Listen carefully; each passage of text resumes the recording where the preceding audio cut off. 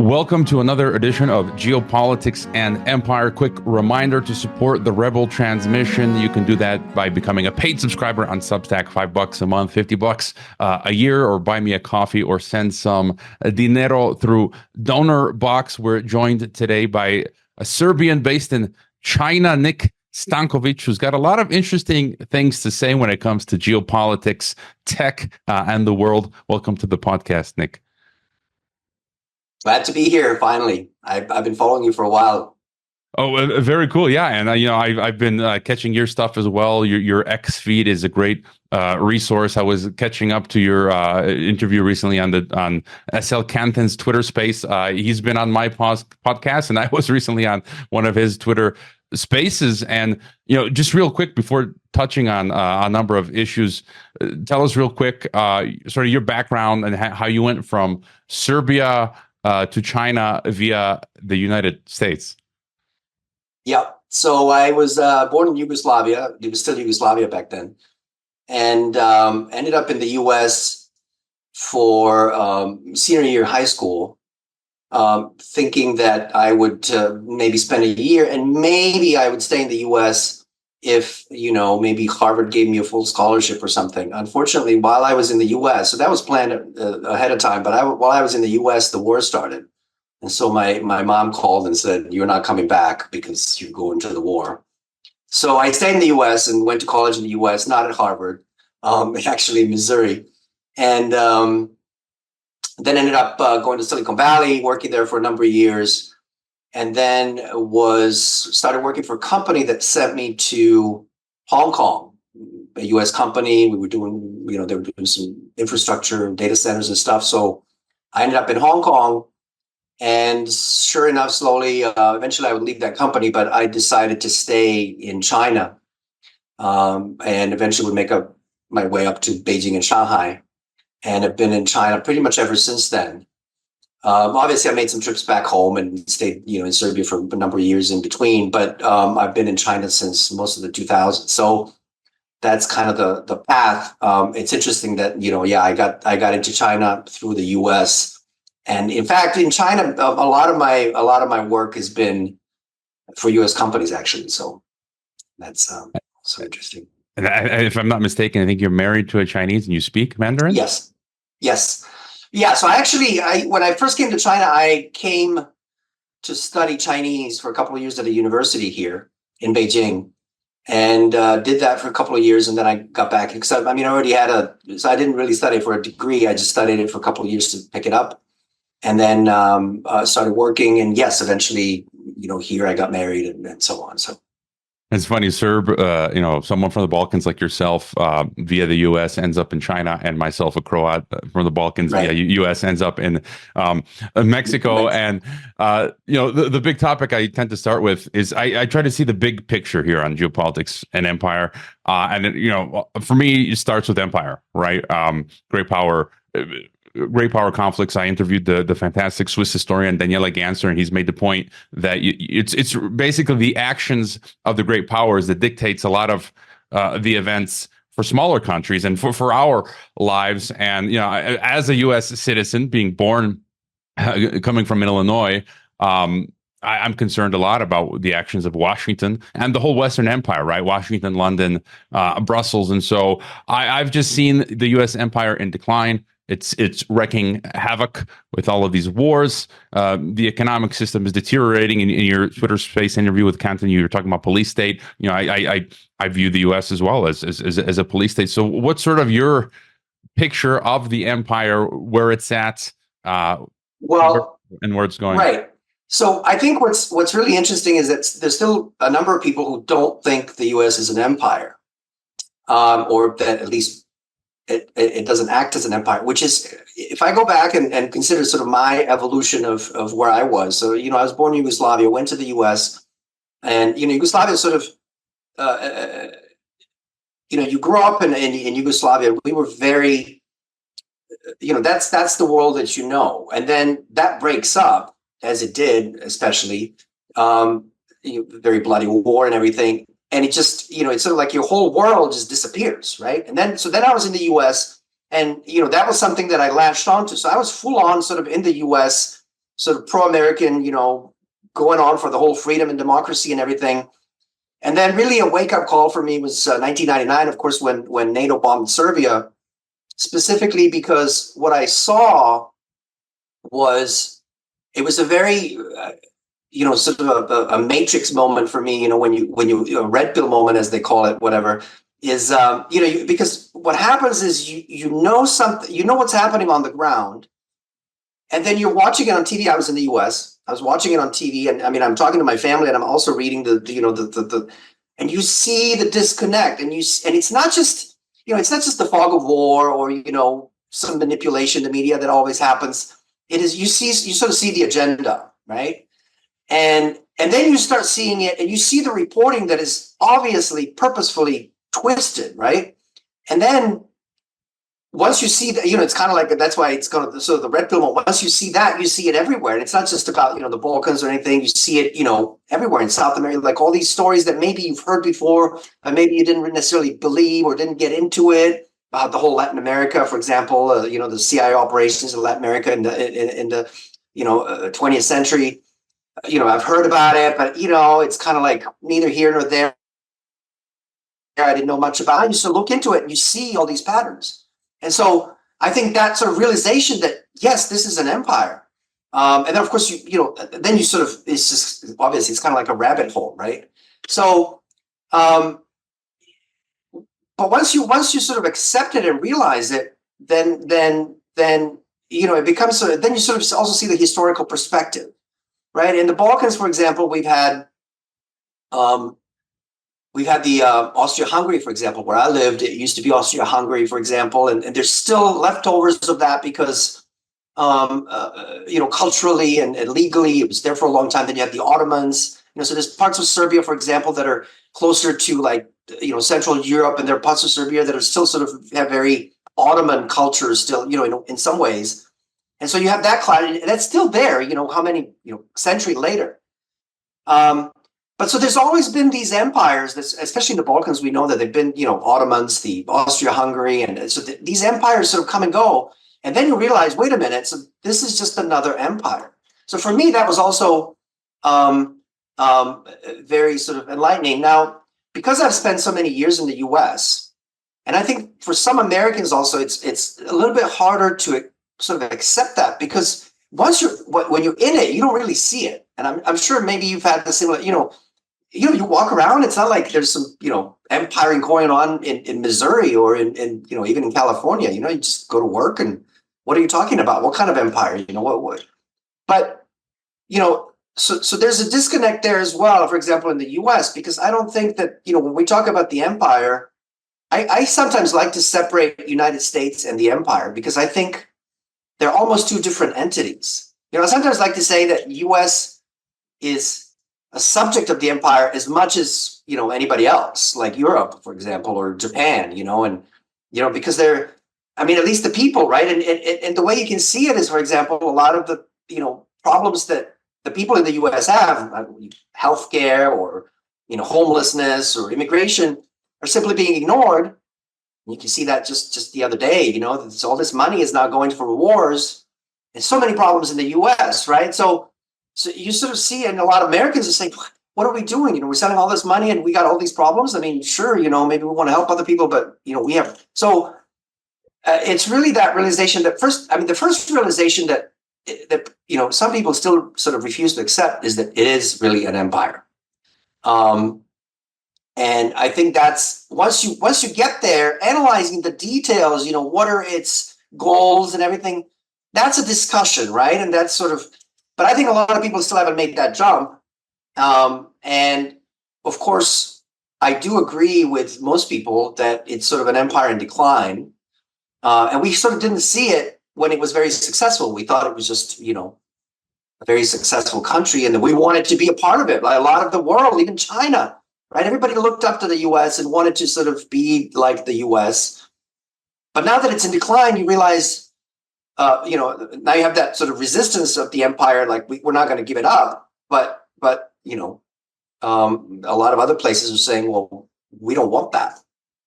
Yeah, and just something you mentioned when I was in Peace Corps Mongolia, one of our instructors, he was a Greek American. He said, "You don't really know your own culture until you've lived outside of it. You're looking at it from the outside," and that speaks to what you just talking about. And then I've had the late Johann Galtung. He just passed at 93 years of age, and he mentioned on my interview with him, he said, he hates the American Empire, but he loves the U.S. Republic. Exactly what you said. And so as the US declines, I just see it's going crazy. Like we're seeing the rise of tyranny in America. It's coming after Americans, right? I've been deplatformed from PayPal and by the Department of Homeland Security specifically just for talking, right? So it's just like insane the things that are happening. And so any thoughts on that? And then the rise of China, Well, this whole right, but because it's kind of strange. What you just mentioned about, sort of, I love America, loving Americans and not loving the empire. So I have a lot of obviously Serbian friends and who, hate America and Americans because they've never lived there, right? So it's very difficult for me to hate Americans because I lived there. I have a lot of friends. I had, ex-girlfriends. I have, people that I consider almost family in the US, and I've lived there, and I know that Americans wake up every day and go to work and watch TV at best, and maybe, they see something on TV and they have an opinion and, maybe the wrong opinion, but, it's sort of like you can't blame it. But anyway, interesting thing is, coming to China, a lot of people have asked me, a lot of Americans, specifically sometimes, do you feel oppressed? Like, is it really, like, do you have to look over your shoulder, and is there a lot of police, and can you say stuff and, all that kind of stuff? Amazingly, I mean, it's actually almost a shock to me, if you will, because you don't really see it. And then a lot of people say, well, you don't see it because you're foreigner. No, I mean, my wife's Chinese, and, so I'm, I speak Chinese, I hang out with the Chinese. So I know very well how the Chinese live and what rules are, for them. They say, oh, you live in sort of your foreign circles. No, I actually don't. I've always lived in, sort of not the boonies, but not in foreign areas. And I've always hung out with, mostly Chinese. I mean, I have some foreign friends obviously here, but so it's amazing. Now, intellectually, I read and I know, there's cameras around, and there's obviously Chinese police, and there's obviously certain systems, and, they have, obviously censorship on the internet and things like that, but you don't really feel it, and you don't really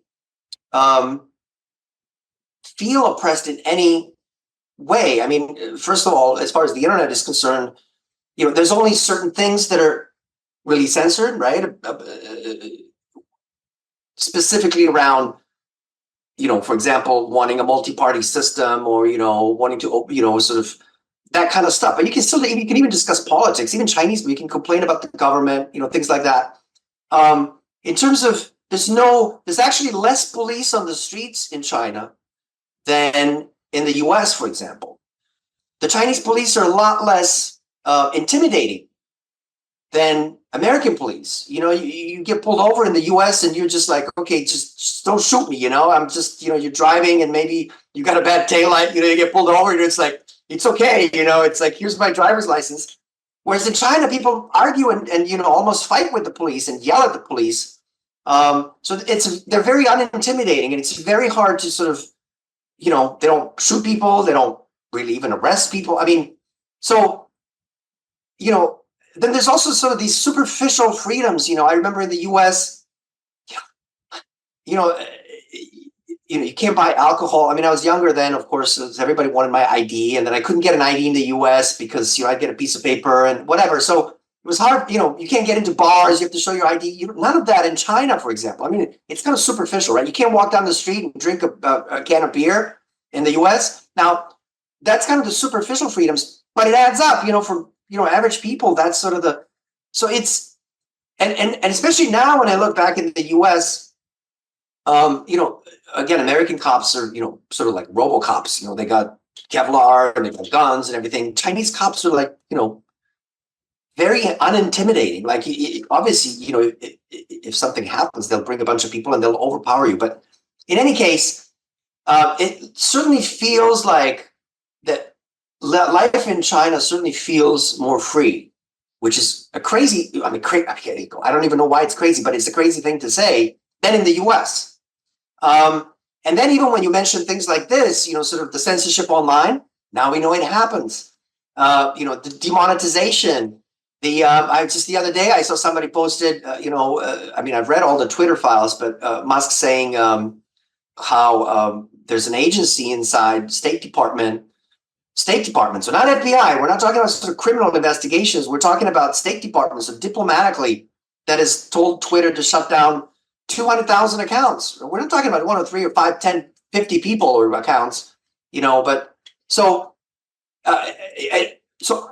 I don't know, but I'm sure the Chinese government does the same thing. But we always thought, oh, that's just what the Chinese government does because they're not a free country. But it doesn't happen in the US. And now we realize that's exactly what happens in the US. Of course, I mean, it's kind of, the stuff that we're learning. I think, even for me, I don't live in the US and I've gotten out of it. And so now I see the big picture. But even for me, it's shocking. I mean, not to mention, the stuff that Snowden said and all that. So it's really, I don't have sort of delusions about, the Chinese state. I mean, the way, they have a system, it works. They have police, they have intelligence services, they have counterintelligence services. I mean, I'm sure I don't think they've ever surveilled me, but, it's like, right? I mean, they do their job. It's like everybody does. And there's sort of not obviously guarantees. I mean, they have, like the Chinese Constitution says, freedom of speech is guaranteed in China. The U.S. Constitution says the same thing in a way. Yet we see that in both countries, it's not really the way people think it is. And now, what I usually say is, at least China doesn't really advertise. Like you come to China, the Chinese are not going to say, "Oh, come to China because we're a free country and we are free and everything is great, democratic." And that's not what China advertises. China advertises, peace and economic progress and cooperation and things like that. That's not the Chinese brand. Freedom is not Chinese brand. I mean, they say we have freedom and democracy, but it's not their brand. It's the brand of the U.S., right? Yet we see that it's just as tainted by state, not to mention private actors, and there's just as many taboos as in China, which for me then is worse because that's what the U.S. advertises. China doesn't advertise freedom and democracy as their that's what we're about. China advertises progress and economy and trade and things like that and harmony. I mean, it's a different culture, right? So that's what they advertise and that's what they have. So you can say, what about freedom of speech? And they're like, well, we have it kind of, but there's limits. Okay. I mean, if you don't like it, go somewhere else. But the U.S. actually advertises it, right?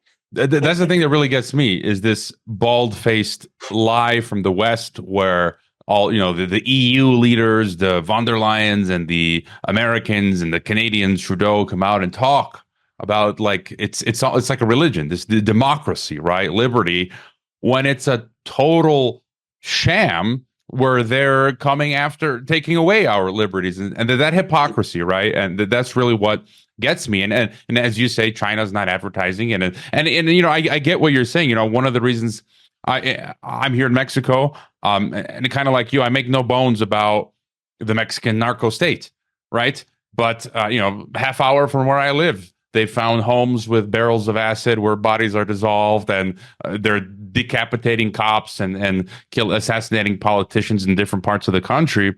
But again, more or less, if you just kind of live your life, nothing's happened to me, and I feel more free in some ways being here in Mexico versus the U.S. or I've lived in Mongolia or kind of like your experience in China. You just go on living with your life. And I had a conversation with my mother where we're talking about the EU. Croatia was in Yugoslavia. We were independent republic for a decade or two. Then we joined the EU, which is a new empire. It's an empire, and some Croatians call it Euroslavia. But then, as you said, before Yugoslavia, we lived in the kingdom of the Slovenes, Serbs, and Croats. We were under the Austro-Hungarians Empire. Then, the Holy Roman Empire, the Roman Empire, and our life is just living under empire. It's just kind of like, at the end of the day, for me, kind of doesn't matter what system you're living under. Just get on with your life. But then, getting back to China, then you've seen China develop. How do you see? What can you tell us about this rise of China? And how that maybe threatens Western hegemony. Well, I think one of the things that I've never been able to describe it to anybody, even to this day, and even I get still shocked, is the speed that it has happened.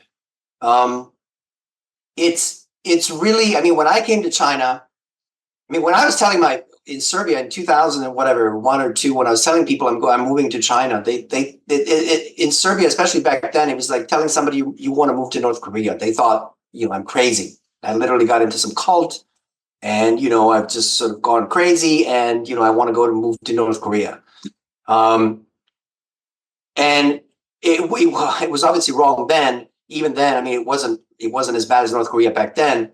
But the speed of development to where China, I think one of the things that I see online still, and talking to Americans, and even quite informed Americans, so not people who are sort of plugged into the matrix, but people who actually, I think they don't even realize how far China has gone. Right? There's still this sort of like impression that China's cheap labor and manufacturing, and they're way beyond that. I mean, and one of the things, and we'll talk about that probably later, the EVs and all kinds of tech, where China is actually way ahead of everybody.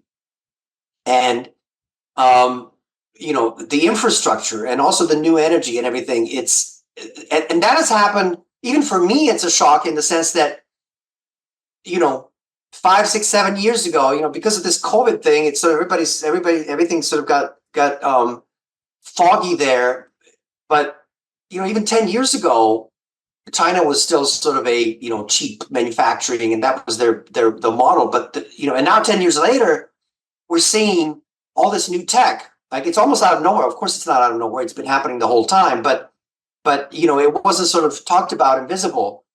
And so I think that is one of the first of all, and also another thing is the size. Another thing that I think a lot of people don't realize is obviously the size. I mean, people sort of intellectually know it's 1.4 billion people and so on, but it is such an enormous. I mean, think about it. U.S. is 350 million. Europe is EU is like 600, 450, 500, whatever it is. So it's like 800 million. U.S. plus EU. Add Japan, it's not even a billion yet, right? If we want to talk about sort of the global empire, right?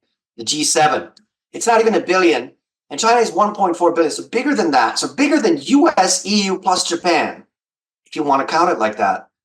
And it's just mass. That's one thing. It's just the amount of work that they're able to do, in a unit of time, just because of mass. And then on top of that, this new tech, they're capable of very, the change that has happened is very difficult, even for me to comprehend. And not just, there was a video just recently on X by one guy who's been in China before and then didn't come for 5, 6 years, and then came back and said, actually, he said, oh yeah, there's some new buildings and new roads and what have you, but he's another thing that has changed his culture, which is also true.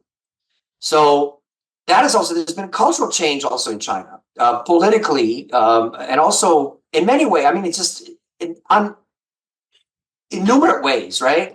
It's very difficult to describe. Especially, you would think that a big country would take longer to, but I mean, China changed faster than Serbia. Serbia is like 6 million people, right? And it changed faster than Serbia, which is also amazing.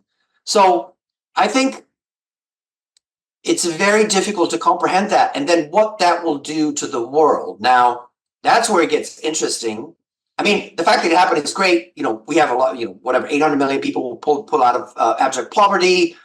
Obviously a big part of humanity is now living a lot better. I mean, maybe they're not as wealthy as Europe, although even that's sort of questionable, but in terms of quality of life and all that. But anyway, the impact is obviously something we're feeling.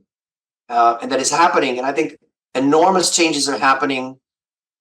I think even the U.S. has sort of been struck in the face, sort of out of nowhere. We did not expect this. So I think what we're seeing now, a lot of it is a reaction of sort of to that.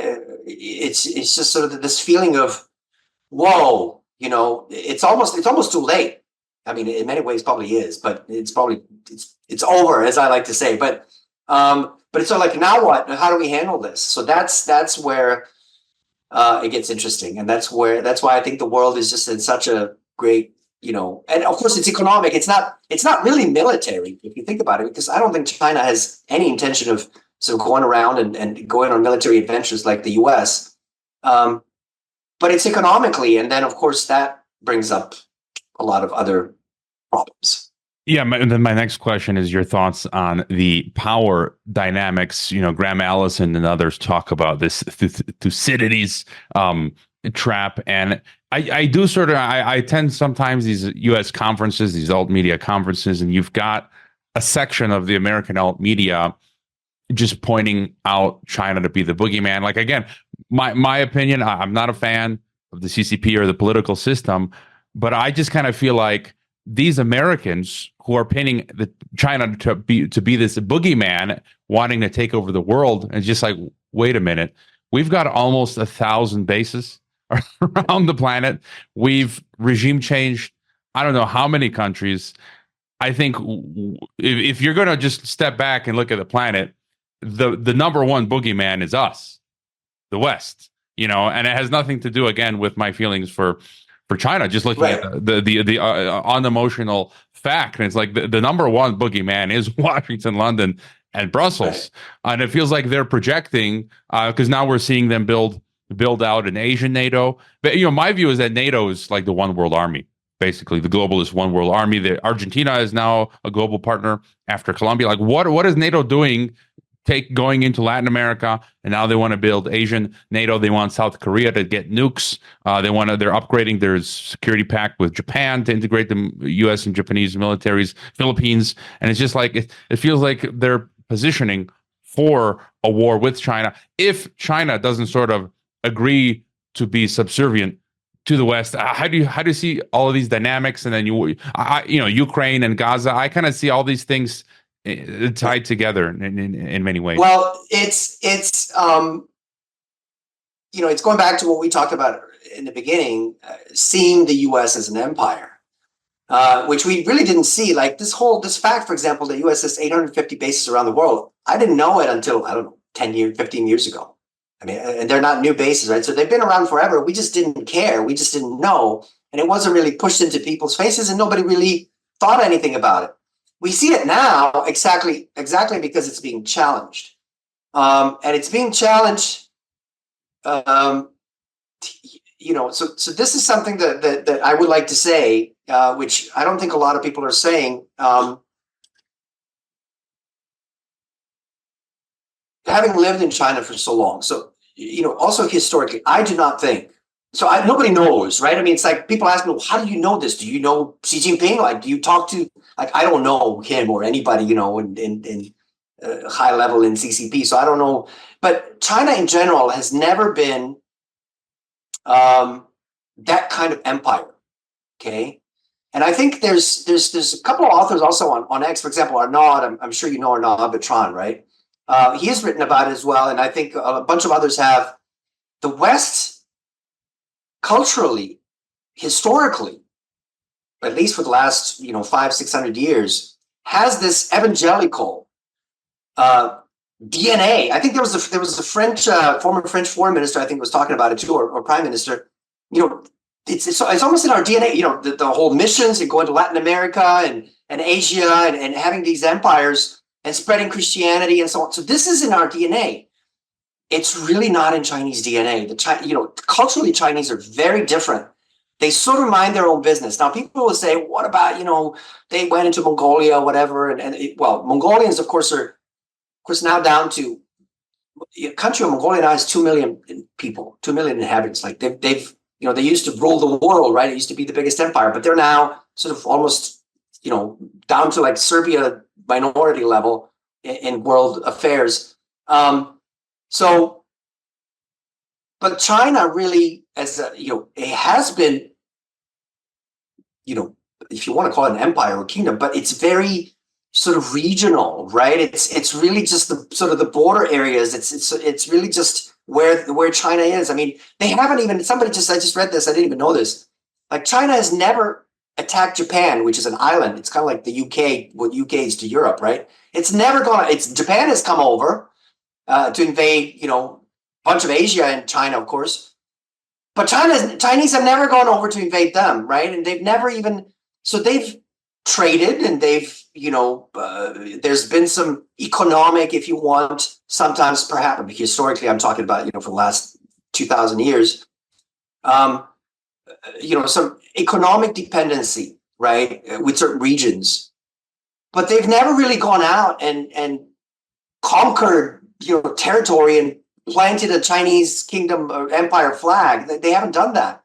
And I don't think the reason is, I think it's a cultural thing. They're very sort of, this is us, we're big enough, and there's the world out there, and we trade with them because we want to make money, and they have resources, and they're barbarians, whatever. So it's a very different cultural mindset from the West, which is like, oh, we got to get out there, we got to spread Christianity, we got to teach them democracy, freedom, and our values, and so I don't think that China will ever be the empire that, for example, the US or the British Empire or Western Empire, like the Dutch Empire or the Spanish.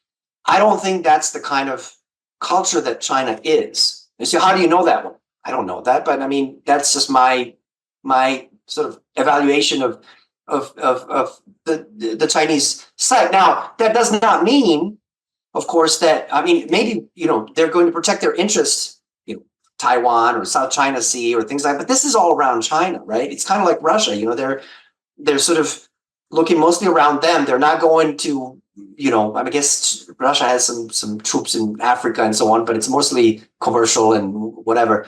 But so I see it purely as protection, to be honest. And I think it's sort of the boogeyman.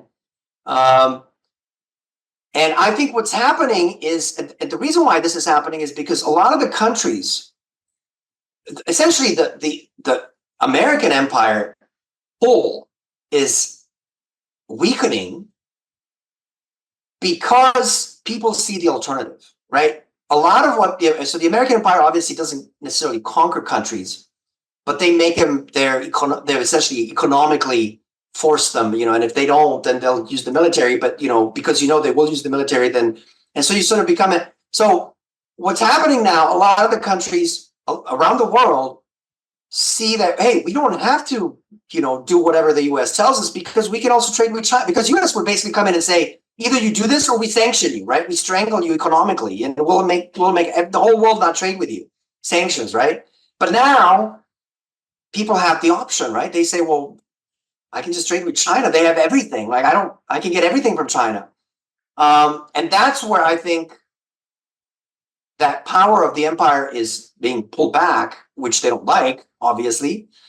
And that's why there's obviously a pushback, which is being translated into some sort of like, okay, so it's the communists, and it's the Cold War, it's the whole that thing. I mean, another thing is, I don't think China has any interest in spreading, it's not, the Chinese Communist Party today is very different from the Chinese Communist Party, 50 years ago, or 100, or not 100, but 50 years ago. And the whole, there's no desire to spread it around the world, right? I mean, they want to trade and things like that, but there's no like, oh, we trade with you, so now we want to make you a communist country like ours. There's absolutely no desire to do that whatsoever. They said, well, maybe they'll do it later. I don't really see it. I mean, anything's possible. So anyway, I think that's really what's, the empire is losing its grip. And it's, so now you need to make a story, because if you just say, oh, people just have more choices and they can trade with China, well, people will say, well, what's wrong with that? But if you, so you have to make up a, sort of a narrative that, oh, they're going to start, invading countries and spreading communism. And I think it's just a narrative. Then where do you see? My worry is that I think there are enough psychopaths in the West willing to take us to a big war, and we've seen that historically moments like that seep out. I mentioned before in the 50s, I think it was General MacArthur wanted to use nukes in Korea. In the 60s, the Joint Chiefs were dreaming up false flag operations like Operation Northwoods. Some of them pushing Kennedy to do things that he didn't, and as a result, they took him out. And so, thoughts on potential for greater military conflict between East and West? I think it's very, especially, this thing with Russia. U.S. or the empire is sort of, as people know, it's sort of split between the Democrats and Republicans. Anyway, half of them want to go to war with Russia because Russia has all these resources and everything, and the other half wants to go to war with China, right? So that's sort of, if there's infighting inside the empire, it's not really war or peace. It's really, who are we going to go to war with? Some people say no, we should go against Russia, and so but I think it's a very dangerous situation. I also think that the psychopaths, which there definitely are. I mean, you can always say there's always psychopath everywhere, but they're definitely a minority. Unfortunately, I think, I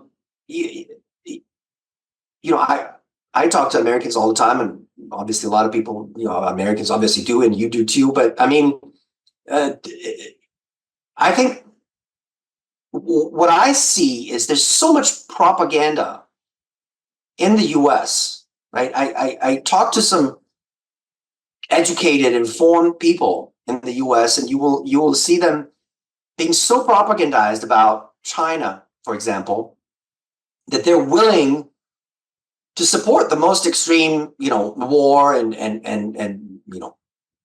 even nuclear war.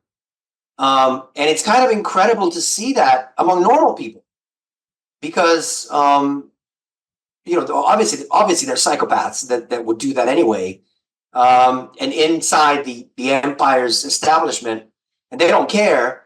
But it's a little bit frightening to see that among relatively normal people in the U.S. and in the West, also in Europe. And that's really what's scary to me, is not so much that there's some psychopaths that would do it, because we know that they're there, they've always been there, but that there's actually a sort of almost a popular support for it, especially in regards to China, a little bit less in regards to Russia. And that's what's scary to me. And I think we're heading there. I think China is really trying to avoid it because first, they don't want war. Second of all, they're really sort of focused on themselves, and they don't need it.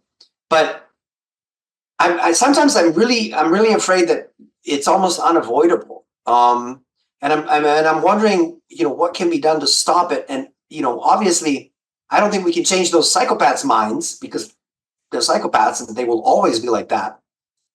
But sort of this popular support is what really scares me. And you see people on X also.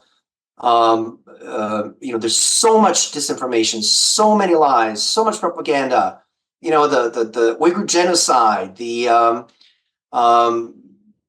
social credit. All these. We'll talk, and we'll mention that as well. These stories about China are not just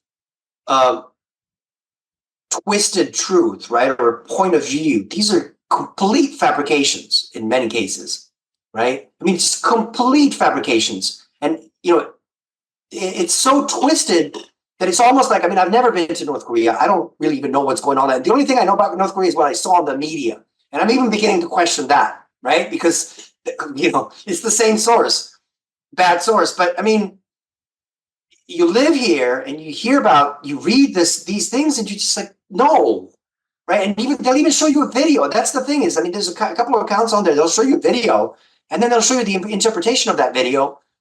Like, no, that's not what it is, right? And then when you try, I mean, that's a separate thing. When you try to correct people, they're like, oh, because you live in China, you can't speak you freely, can't speak your mind. So, it's really the people that are being poisoned, which is what scares me, because that is sort of the inertia that will, push it. Because another thing is, you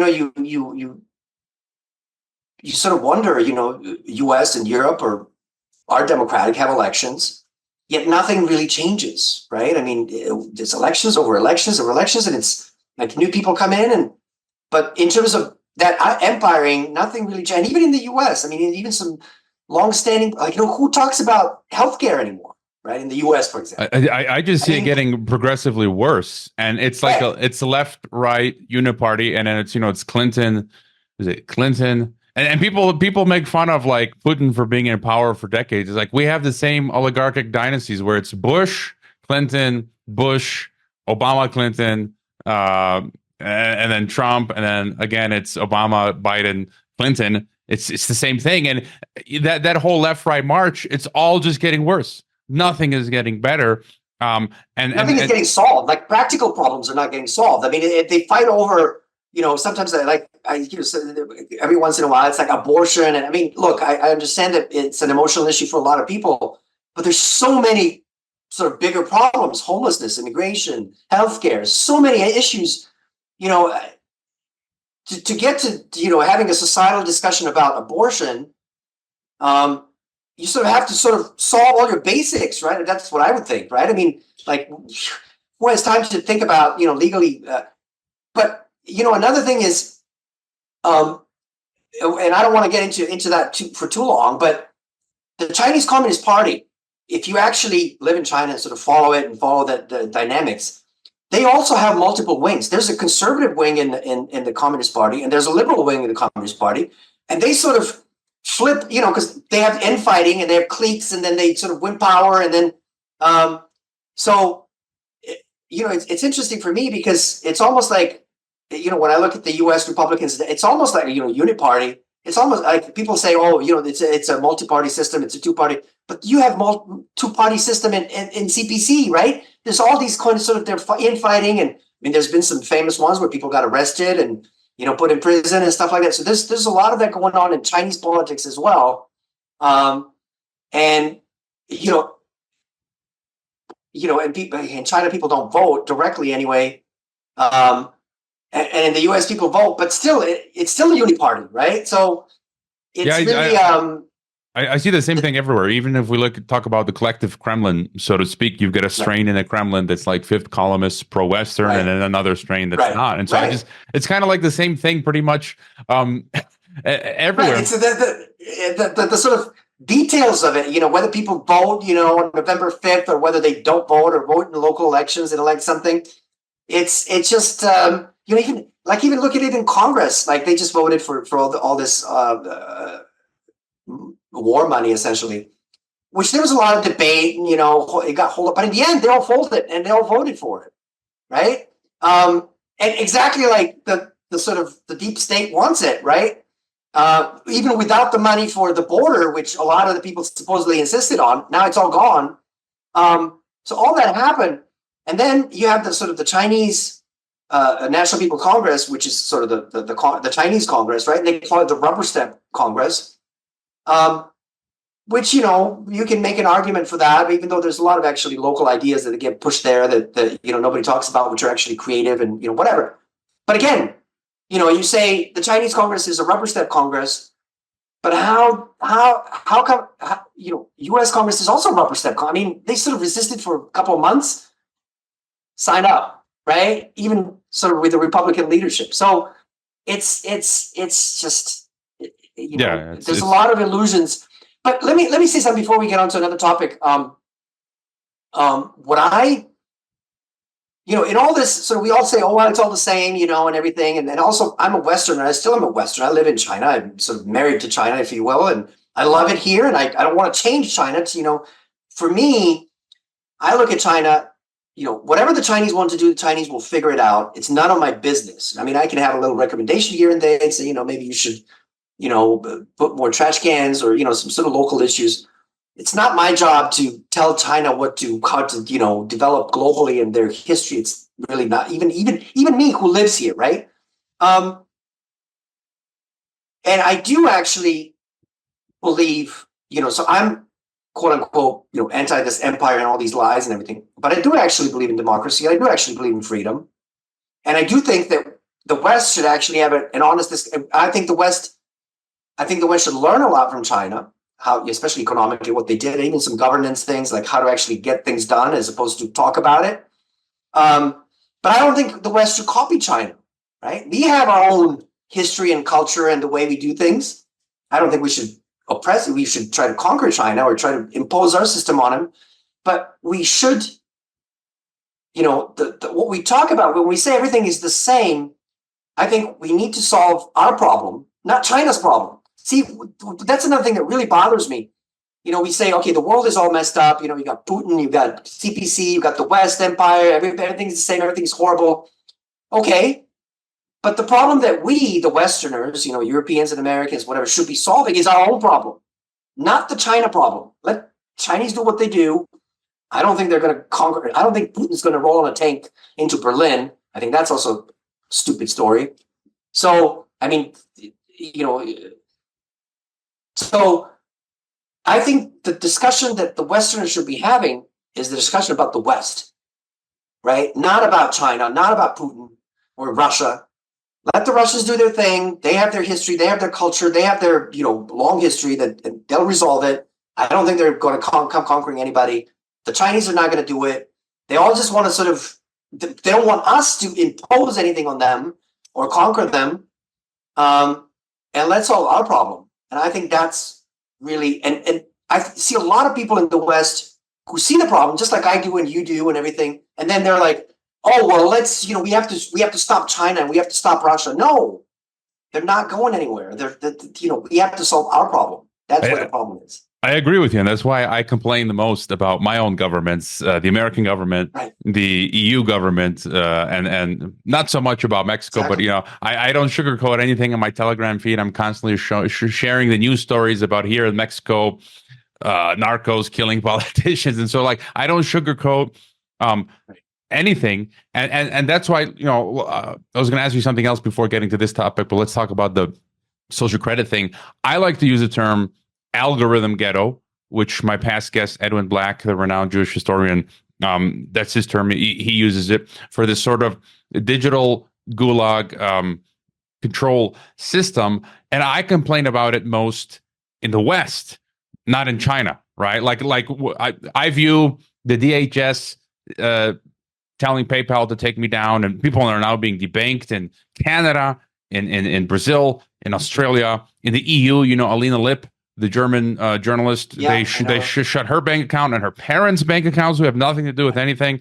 And so we could just go. So for me, my biggest concern is I'm not a fan of this type of fully digital system, because I feel like at some point, long term, if this really gets installed, and then they shut off the analog, cash or whatever, and you can only use the apps. At some point, we can have a new regime come into power in Brussels or Washington, and they can just start shutting people off, and you literally can't buy food or travel or do anything.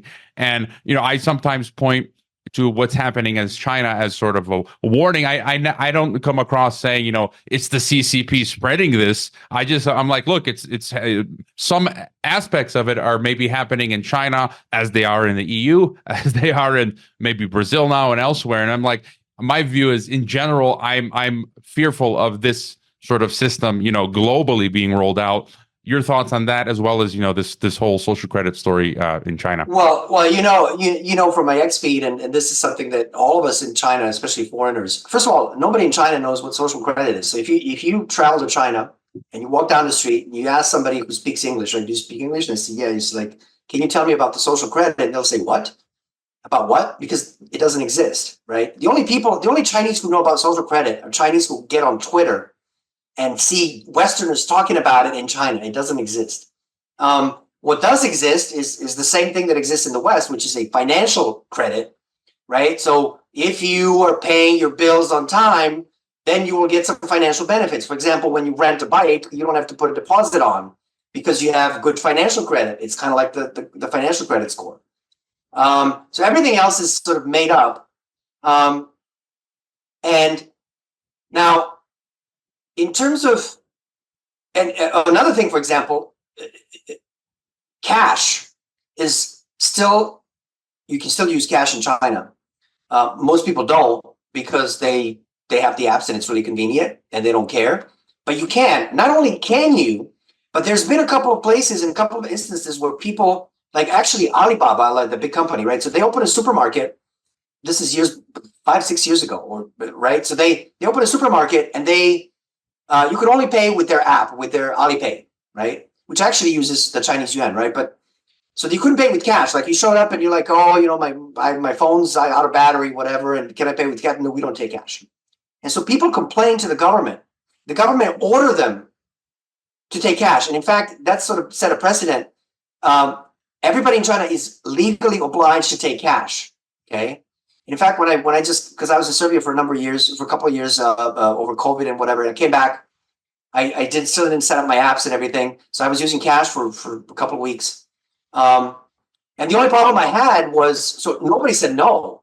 The only problem I had was sometimes I'd have like 100 RMB bill. I'm like, well, I don't have change, so let me go to the convenience store and break it, whatever. So that was the only problem. But they have to accept it. They have to accept it. So now in terms of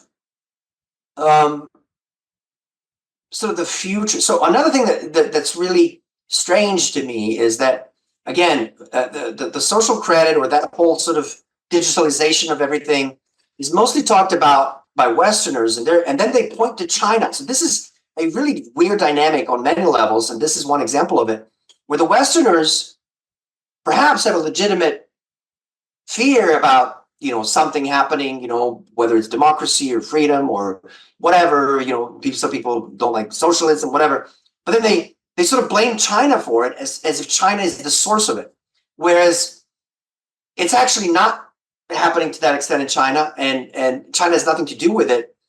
I don't think that in China it's even driven ideologically, okay? Because in China, it was really, because I've been here as that was sort of developing, it was really built as a convenience. It wasn't this master plan. Now, some people point, there's a couple of articles about some, you know, so CCPC, just like, you know, any party or any government, they have some little publications, they publish papers, they have their own magazines. So somebody published a paper somewhere, you know, whatever, 10 years ago, 15 years ago, and said, you know, this social credit thing, and then they point, see, that's the proof. But there's millions of papers like that never get implemented anywhere in China. So that's not a proof of anything. Somebody had an idea, maybe, you know, just like anybody has, you know, and published it in a government magazine and paper, whatever. It doesn't mean anything. It doesn't mean exist. It doesn't mean that's the master plan. It was really developed sort of as a convenience, as a way to, you know, make things easier to pay. And so I don't think there's any ideological master plan in China. Is there a master plan in the West? I don't know. I mean, as you know, a lot of people claim that, you know, there's this plan to sort of get rid of money and cash, and I've actually, there's more evidence of it in the West than there's evidence of it in China, that there's actually a master plan. I think the way I see it, I think it's a valid discussion, in the sense that, you know, you're right. I mean, I think some of those fears are very founded, you know, that you can just turn off people. And by the way, I've heard one or two cases where somebody's WeChat account was shut down because of some fraud or something.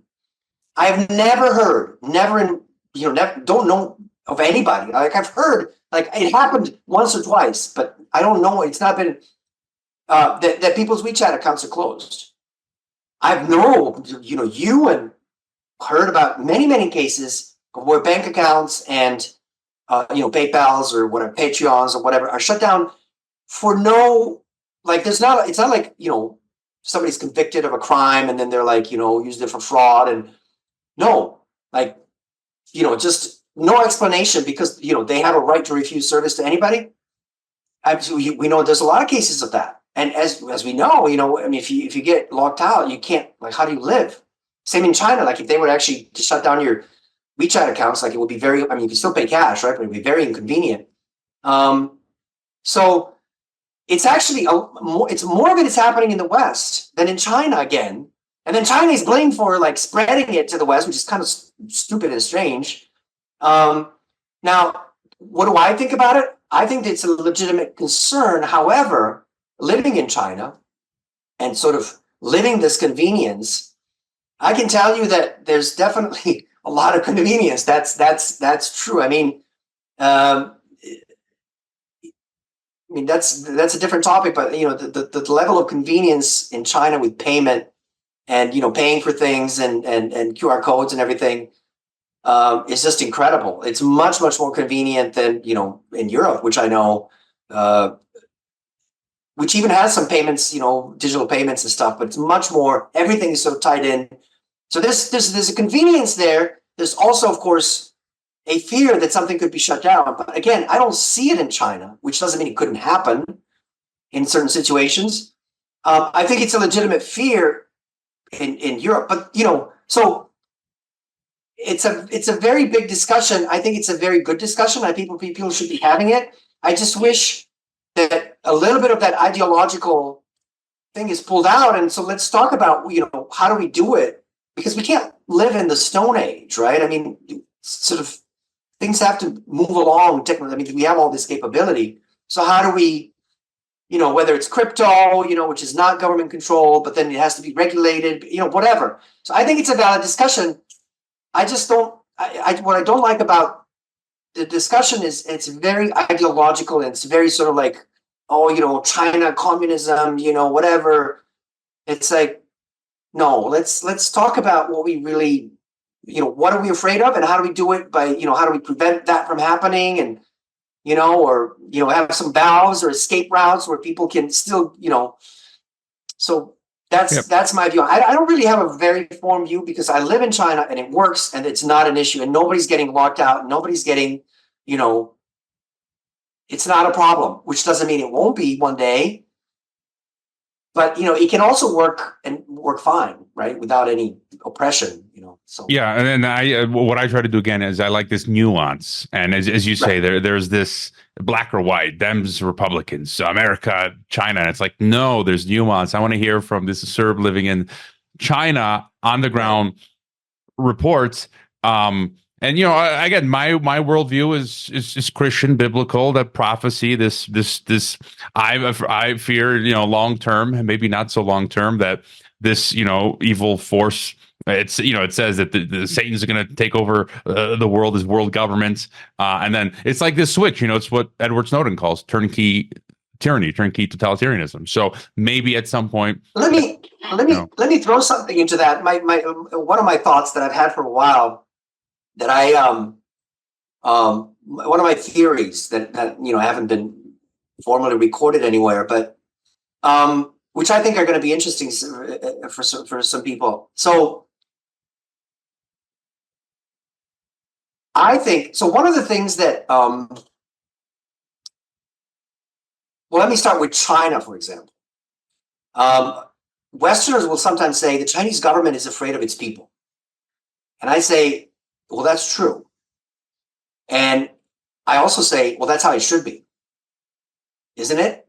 Right? Shouldn't the government, I mean, that's our ideal in the West as well, that the government serves the people and in a way is afraid of the people because the people are in charge, right? And so, and I think that's, at least in modern China, it's actually true. The CPC is in some ways afraid of the people. And that's part of the reason for some of the censorship and the way they deal with certain situations is they don't want things to blow up, right? Because they're afraid that, there could be a revolution. And that's also why, in many ways, they're allowing a lot of, the economy to develop and everything.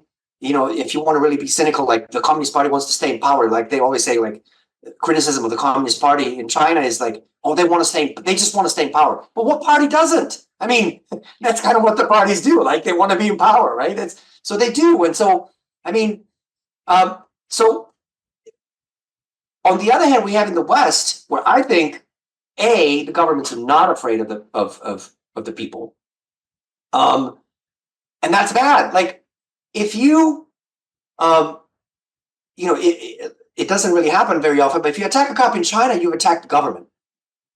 If you attack a cop in the US, you will get, you attack the people, because the cops are, part of the government, and the government is elected by the people. So now you're attacking the people, right? And so the government is sort of hiding behind people, right? And any rebellion, quote unquote, in the West, you are rebelling against the people, because the people, I know, for example, in Serbia, there were this protests. I love it.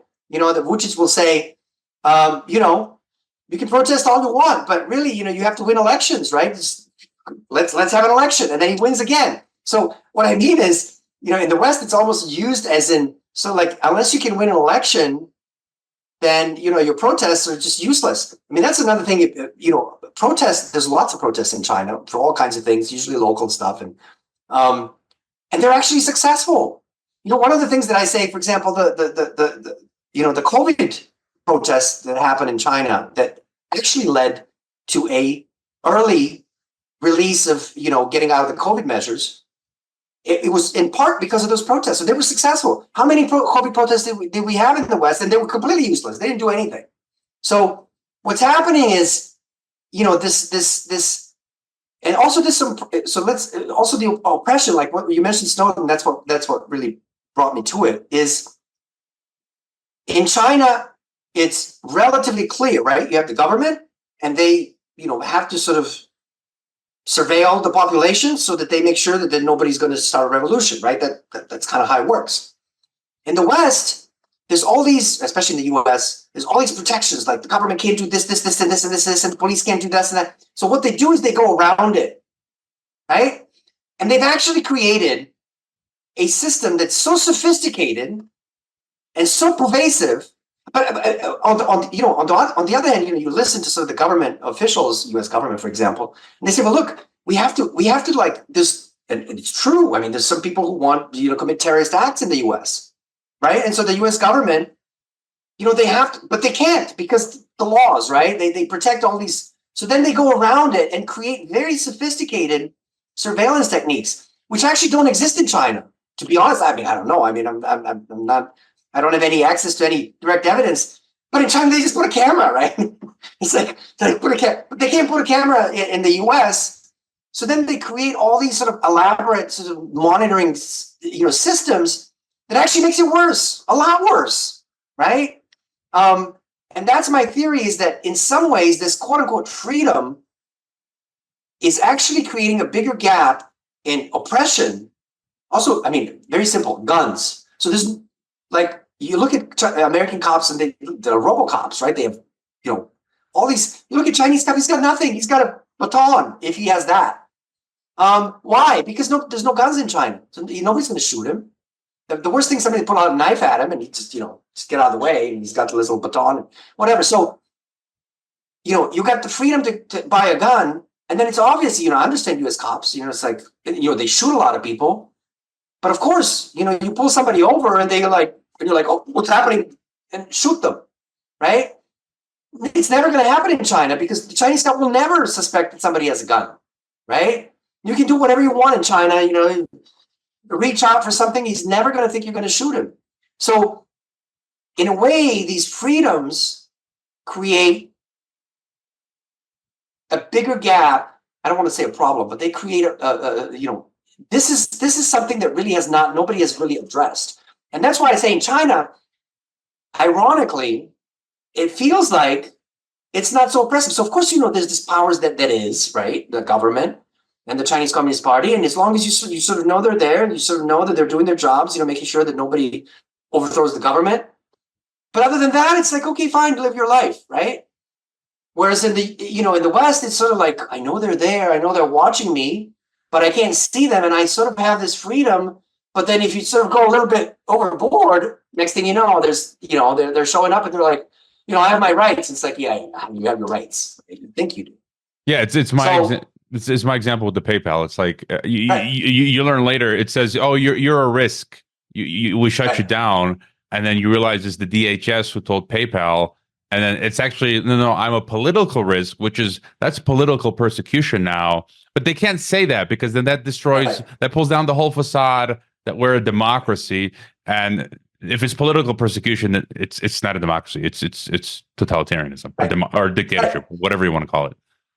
Well, and that's the thing. Again, we go back to that lie, right? I mean, again, I do understand that.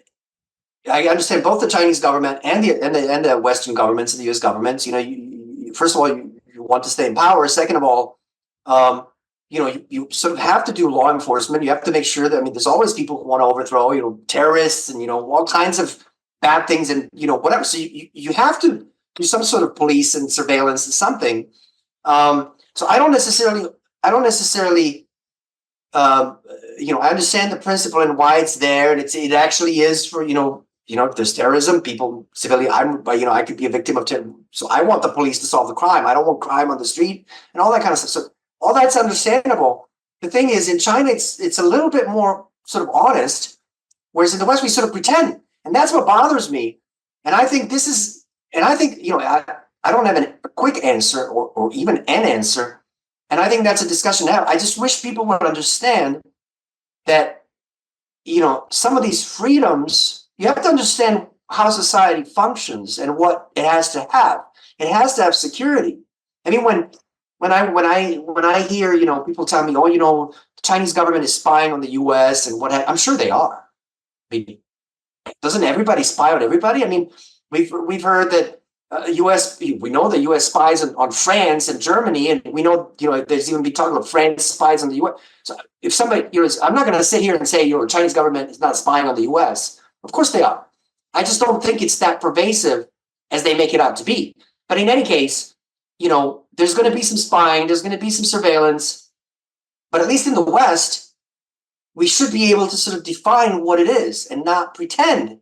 And I think there's a lot more pretending in the U.S. than in China, to be honest, because here it's there's a camera. Why did you have a camera on the street? To prevent crime, right? I mean, right. And in the West, I'm going to say, oh, you can't do that. Okay, well, we're not going to put the camera there. We're going to make a hidden camera, right? Let me ask you about tech and the economy. And as you said earlier, it does seem to be the case. China speeding along and America being left behind when it comes to AI. Kai Fu, I think is his name. I was convinced by his book that China will win with AI. And I had a recent guest relating to AI. I think it's hyped, the artificial intelligence, but nonetheless, this talk about EVs, AI, semiconductors. Economically speaking, how do you see? These issues? I see eventually China prevailing on all of those. I think so. First of all, in semiconductors, I think there's been a little bit of discussion on X as well. I think China is behind on semiconductors, maybe 5 to 10 years at most, and mostly it doesn't matter for the economy because it's mostly research, right? It's mostly sort of the semiconductors for AI. What China can make today by itself is enough for all the consumer stuff, like even like cars and stuff. So it's really we're talking about sort of future. On AI also, I think there's a little bit of sort of people are trying to estimate, how far behind China is. I think maybe just a couple of years. Another interesting thing is a lot of the AI researchers in the US are Chinese. And the US is actively working to push all the Chinese out. Because of CCP, and which is a crazy thing because a lot of the Chinese have already gone back to China because they've been investigated by FBI for links to the CCP, and they were professors at universities in the U.S. doing research for America and for U.S. and now they've gone back to China, and of course China welcomes them. It's like, hey, here's money and professorship at Beijing University, whatever. So I think China will prevail on all of it, and I'll tell you why I think that. So I think China's behind on EVs. It's way ahead, and also solar and sort of energy transformation. And I want to talk about that a little bit later. But before I say that, AI and semiconductors, China is a little bit behind. Whatever we can argue, 2 years, 5 years, whatever, 6, 7 years. The reason why it will prevail is because the US in particular and Europe is not doing anything. So they're basically, we're here, China's a little bit behind, China's making up that there's nothing is being done. The only thing that's being done is sanctions, right? Right? We're not going to give you some of the latest stuff. Okay, so that's going to slow China down, so instead of, it's going to take them 3 years or 5 years instead of 3 years, but that's it. They're not going forward. They're not really moving. And so that's why I think China will prevail. China, an example of that is the space cooperation. So US passed a law in 2012 that NASA cannot cooperate with China on space because CCP, and militarization of space, and essentially sanctions. And so China, got a little bit of tech from Russia. Anyway, they're now pretty much, well, they're not number one, but they've caught up. They're much better, for example, off than Russia, because they've taken Russian technology and then improved on it. So they've moved past Russia, and they're pretty much the only one competing with them right now is Musk with the SpaceX. To be honest, he's doing a good job on that. But so that's going to happen in semiconductors and AI for sure. On another interesting thing is this energy transformation and also EVs. So this is one of my big topics also on X that I talk about a lot. China is doing it for all the reasons except climate change, and even some foreigners here in China disagree with me. China is part of all these climate change agreements in Paris and signed up for it and what have you. But the Chinese have never done this solar, wind, whatever because of climate change. They've done it because A, they can make money on it. B, because it's part of their national security program, and this is because China uses more oil than it produces. Unlike the U.S., the U.S. is essentially energy independent. It has gas and oil, just like Russia. China doesn't. I mean, it has some oil and some gas, but not enough. And they import coal and oil and gas, and for them, that's a national security issue. But if they transform into renewables, then they, for whatever, 20-30%, that will cover that, right? And so that's one of the reasons why they're doing it. That's why the government. So that's one reason. The other reason is that they can make money on it, which they are, because there's no, it's a new tech. It's like, and then also if you talk about EVs, for example, if the Chinese companies were to compete with, BMWs and Chryslers and Japanese, and Korean companies, obviously they're behind, on ICE, on internal combustion engines, but you go into EVs and it's virgin territory, right? Batteries and everything. And so that's another reason why they got into it. So A, it's cheaper. B, it's, there's no competition. C, it's a national security issue. Climate change, nothing to do with it. I mean, now you can see they also say, yeah, it's clean, it's this and that. I don't think that was not the motivation.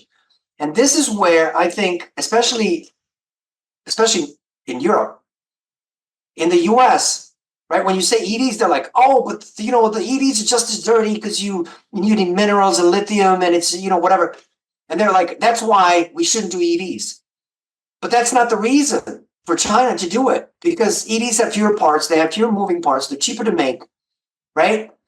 China doesn't care that they're just as dirty, right? So again, that's another example of a discussion being hijacked and then losing the game for the wrong reasons, right? So a lot of people in the US are going to say, I don't believe in climate change. I think it's just a narrative, for money laundering, which I actually think is partially true. I mean, the climate is definitely changing, but whether we can do anything about it is a different question. But that's not the reason to do EVs or renewable energy, right? It's because you can actually do it cheaper, and it's so. Again, the West is falling behind in a lot of these things for the wrong reasons, right? It's all ideological. It's like, oh, China is doing it because they're communists. Oh, China is doing it for climate change, and I don't believe in climate change. And the West is losing all these economic battles, and they're not about any of those things. They're about money, and that's the way the Chinese look at it. And unfortunately, I think that's why I think the Chinese will prevail in all of these things.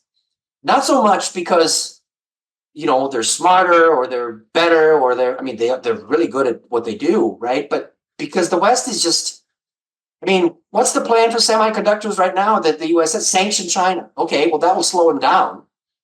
But in 5 years, they'll catch up anyway. And then what? Right? Same thing with space. Right? They wanted to cut them off so China won't be able to go to space. Well, they got a little bit of tech from Russia, and now they have their own space station, right? So, and they've gone to they sent probes to the moon and Mars and everything. And so, the economic policies here, they've all been turned into ideology, right? The EVs, the renewables, and even this semiconductor stuff, AI, and again, even today there was the Microsoft thing where they can make still images talk. It's just like on the news, whatever. So I went and looked it up, and there's a paper that Microsoft published. All the authors are Chinese. It's Microsoft technology, but all the authors, they have a list. There's 5 of them. It's a research paper. All of them are Chinese. I think they're in Asia somewhere, but they work for Microsoft, and it's so quote unquote it's a Western technology, if you will, but they're Chinese. And if they're kicked out, if the political situation, they'll just move and work for China, and China won't welcome them. So there's a lot of these, one of the things, I'm not a fan of the empire, obviously, but they're so bad at what they do. And this decline of the empire is actually mostly their own doing. And unfortunately, and also look at the economy in Europe, especially. I think the economy in the US. Now, just to touch on it, because I think that was part of your question. There's a lot of this talk about Chinese economy collapsing and what have you. And now Chinese economy does have real estate issues. I own an apartment. I'm sitting here in an apartment that I own, that I bought here in China. So China it's always had economic issues, because it's always it solves one problem, creates another one, solves that problem, creates another one. So it's always been, because it's moving so fast up the value chain. So there's always issues, and there's especially now issues because of the global geopolitical situation, obviously. But it's nowhere near collapse. And in fact, China is probably in the best position to grow and to move fast, and the whole geopolitical situation is also working in its favor, because a lot of the global South now is willing to work with it. The sanction, because the US has sanctioned everybody, those sanctions don't work anymore. So the Chinese economy is not collapsing. Also, so many topics. The whole demographic issue also is not going to be an issue for China. It's moving on robots as well. That's why I think this demographic issue, where supposedly the Chinese population is going to fall, which it will, which is actually a good thing, because there's too many people here for sure. You have no idea, if you go to subways or something. So the population is going to fall a little bit, but that won't be a problem, because the human labor with AI and robots is going to be, it's going to be a different problem in the West, because people are not going to have jobs, right? So anyway, I think the Chinese economy is doing just fine. It's obviously not as hot as it used to be. And in part, that is because the global economy is not as hot as it used to be. And in part, that's because the empire, quote unquote, is actually causing problems. If you think about it, for example, the war in Ukraine is really decimated European economy in many ways, inflation. And so China is suffering in part because of that. And the whole world economy is suffering because of a lot of these things that the empire is doing, trying to cling to their world power, as opposed to actually competing, right? The only way the empire is going to survive, which, it's kind of a crazy thing for me to say, but at least the US and Europe, is to actually compete with China, because that, I don't, and they're not. And that's the thing. I don't see people talking about, how do we compete? How do we invest? Yeah, right? you mentioned China collapse. I've met Gordon Chang. I took a photo with him. I have his book, but you blew my Gordon mind. is a legend. Yeah, He's a legend. I haven't reached out to him yet. I should get him on as well in the podcast. But what you mentioned about EVs just kind of blew my mind, and it makes total sense. They're doing it. Who cares about climate change? I mean, I don't believe. I've had many guests on. I don't believe in that narrative at all. But as you mentioned, from a national security perspective, it makes sense. And in my Geopolitics and Empire Telegram feed, where I curate the news daily, related to what you just said, Kathleen Tyson, who I esteem as a thinker, she's an important person. She just said, she commented on this news story that said the Chinese oil reserves are almost 2 times those of the U.S. They obviously need larger reserves as a smaller producer, but why is China stockpiling to this extent? She says China is stockpiling oil because the U.S. intends a maritime blockade, as it in fact imposed in the 1950s. China will not stare and do without this time. And then I think General Robert Spalding also commented on that, and I've met him personally briefly last year, and he says war, right? China is stockpiling everything from copper to oil to nickel to iron ore, and he says war, which again links to what you're saying. Then it would make sense. China stockpiles the oil, they switch from ice to EVs, and so forth. And so, but there's another reason for stockpiling, and I actually commented on that post by Kathleen, or her comment. There's another reason why China is stockpiling. One is, sort of security, obviously, for all kinds of reasons. They're also stockpiling a lot of food. China has sort of this primal fear of going, having a famine, which, they've had a bunch of famines where millions of people died. So they have this sort of almost, paranoid fear that they're going to starve. Another reason why they're stockpiling is China has an enormous, I even did the math once. I forget, it was a while back, but it was like, they literally need to spend like $2 billion a day. US dollars are raining in China because of trade deficit. Okay. US is paying for money for things that they buy. So China is getting all these dollars every day, and they don't know what to do, because money, when a Chinese company sells something to the US pays in dollars. The Chinese government gives the company Chinese yuan, and then the Chinese government has all these dollars, right? And they have billions and billions and literally trillions in reserves. So for a while they were buying US treasuries, right? So they get the dollars, they buy the treasuries.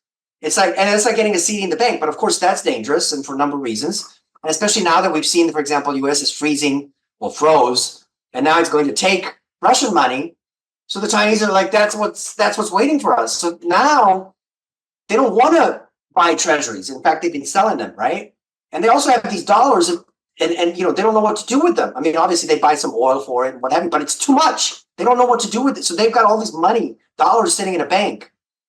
So what do you do with it? Well, you try to convert it into, so they've done 2 things with it, other than buying treasuries. They still buy some, they're actually selling their treasuries, but other than buying oil. So they stockpile. Anything that's not going to perish, you stock, like oil, right? You can just buy it and put it in a tank, and it will, so it's better to have oil than to have dollars, because oil, you can't steal it because it's in my, oil, food, metals, right? Anything they can stockpile that's not going to perish, even food, they'll stockpile. So that's what they do. That's one of the reasons. The other thing that they did with dollars, so that's one of the reasons why they're stockpiling, is to get rid of US dollars, because you can steal my dollars, because, you just go in the computer and because it's not cash, right? It's digital money, right? It's not $1 trillion in cash in China somewhere. It's actually at the Fed, right? China has an account, and that's where the money is. And so they can just freeze that. So what they do is they spend it, right, on things that, and then they put it in China, right? So nobody can take that away. So that's one reason.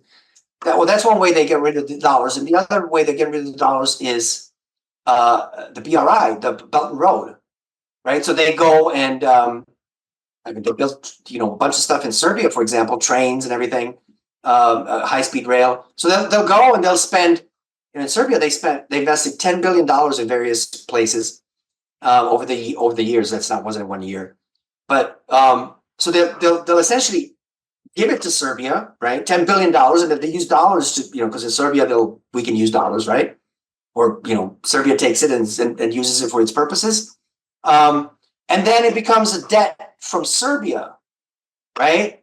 Which Serbia will then pay over, whatever, 20, 30 years, whatever it is, at relatively low interest rate. So they've been essentially borrowing money to countries around the world, borrowing dollars and getting long-term debt that they're going to get back, right? And then it's also jobs for Chinese companies in it. So anyway, that's another reason why they are stockpiling, is to get rid of dollars, because they know if something happens, which, it might sooner or later, and it's, for Russia, it was what, $300 billion? For China, it would be like, $3 trillion, right? And that's a lot of money.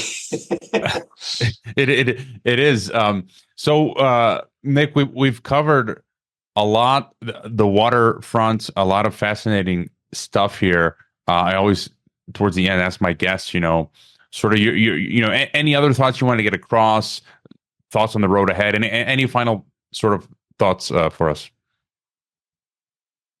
Well, not really. I think some of the I'm really happy about all these conversations that are happening. I think there's a lot of voices out there, and a lot of podcasts and a lot of different voices from even obviously people that I don't necessarily agree with. And I think it's a really good thing that these conversations are happening. And I just hope that people sort of stick to trying to solve the actual problems, as opposed to, sort of one of the things that really scares me is when I hear people actually planning for war and thinking it's inevitable. And I think it's obviously a possibility, but let's try to prevent that, and let's try to find solutions, right? If whatever the solutions are in terms of economic, I really feel for the West. At least obviously the people in the countries, right? And in Europe especially. And there is a problem that we need to solve, right? But the problem is not China, and the problem is not Russia. The problem is with us. So that's sort of my, nobody's going to, no war, no, nothing is going to solve it. Preventing China's rise is not going to help Europe, right? It's like breaking somebody's knees or whatever. It's like, let's make our life better and solve our problems, right? And whatever it is, whether it's democracy and and leave China and even Russia, it's leave it to them. It's like, just they'll come over and we're happy, right? Let's trade. And people should go visit these places. I was in China for 3 weeks in 2004. I went all over the place, and Yep. I spent 3 weeks in Russia as well back in 2017. I got to shake hands with the late Gorbachev as well, and a bunch of us hung out with him for 2 hours. Love him or hate him. So that kind of takes down a lot of, as you say, misconceptions. And so, and I think that's it. It's very important for people, even if you don't really. People always say, "Well, what are you going to see?" When you're a tourist. But what you will see, and this is something that people forget, is that everybody on this planet, like 90, and including Americans, which people also forget, people wake up in the morning, they eat some breakfast, they go to work. Right? They go to lunch, they go to dinner, they hang out with some friends, they watch some TV or whatever on the internet, social media. That's what 99% of the people do. And all this sort of hard talk by all sides, people sort of forget that people are just people. And even if they say something on social media, whatever, it's really meaningless, because it really doesn't change anything, because they just need to get up and go to work. People need jobs, people need healthcare, people need, and all this politics and geopolitics, if you will, is just, it's almost unnecessary, if you will, but, yeah, causes a lot of problems, unfortunately.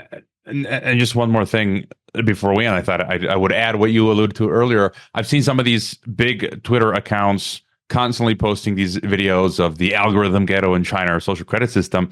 And lately I've sort of held back on resharing stuff, precisely for the reason that you said, where I don't know the context. Some of these videos, a lot of times they're many years old and they're being posted as if they're new. And I like to be sort of really source accurate, and they don't provide a source either. And so when I post stuff, I want to have a source. I want to know that it's new. I want to know the context. And so again, we have to be very careful with sharing. Context is context is really the one thing. If there's one thing that's missing on, and it's not just the social media, it's also mainstream media and the old media, traditional media. What I find is, whether it's video or even articles, pieces of information will be posted which are true, but the context is either missing or it's wrong, and it just changes the whole picture, and it makes it bad or terrible or evil, or where it's actually at least irrelevant, right? Yeah, we have to be more careful. And so I think if you want to let us know about any of your projects or stuff like that, I think the only place we can find you is on your X account. Yes, I'm actually working on something. It's something for a while, and I think I'll go out with it pretty soon. It's called fullreport.rs, and it's just actually a website. It's a blog, but I actually want to make it a little bit. It's not supposed to be my blog. I'm going to have more authors on there, and I'm trying to. I'm going to try a different support model rather than subscription. It's going to be sort of a pay-per-view. I already have it built, so that's going to come out pretty soon. So. What is it called? Exclusive to your podcast here. Oh, very cool. I'll include the link in the description. What is it's called? Like the number 4 report.rs? Full, as in full. Like the full report, and it's .rs for it's actually hosted in Serbian. So the Empire can't. I'll send it to you. Take you down. That's exactly. Well, that's another thing, and that's another thing I'm going to experiment also with some crypto payments, and so.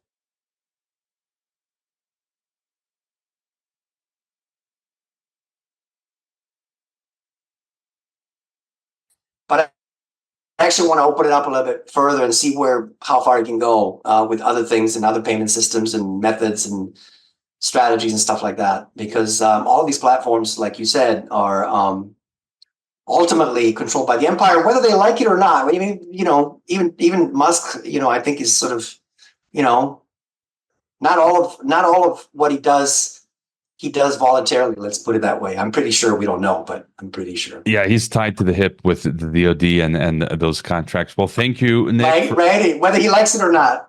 Yeah. Well, thank you for being on Geopolitics and Empire, and hopefully we talk again at some point. I hope you enjoyed this Geopolitics and Empire podcast. The website is geopoliticsandempire.com, and I encourage you to sign up for the free email list that goes out with each podcast and every weekend with a collection of news headlines. The newsletter and website are our last lines of defense. We're being censored and deplatformed. It's nearly impossible to find Geopolitics and Empire on the Google search engine. We've been blacklisted. YouTube frequently takes down our videos with strikes. Facebook restricts our page. Reddit and Twitter take down posts. And after the Associated Press mentioned Geopolitics and Empire in a 2021 article co-written with NATO, our Patreon account was terminated. Vimeo also terminated our Pro account. The best free way to help Geopolitics and Empire is to leave a review on Apple Podcasts or elsewhere and subscribe to all of our media channels. You can find the video broadcast now on 5 platforms: Odyssey, Rockfin, Rumble, BitChute, and Brighteon. You can find the audio broadcast on the podcast ecosystem: SoundCloud, Apple, Spotify, and so on. My current favorite social media channels are Twitter and Telegram, but you can also find us on Gab, MeWe, Minds, Float, VK, Instagram, Facebook, and LinkedIn. Finally, Geopolitics and Empire is in dire need of funding to continue. You can leave a donation, purchase a consultation with the host, or become a member to receive additional benefits. We also produce a weekly broadcast called Dissident Thinker for members and Rockfin subscribers only. We will continue to fight the good fight come hell or high water. Thank you for listening.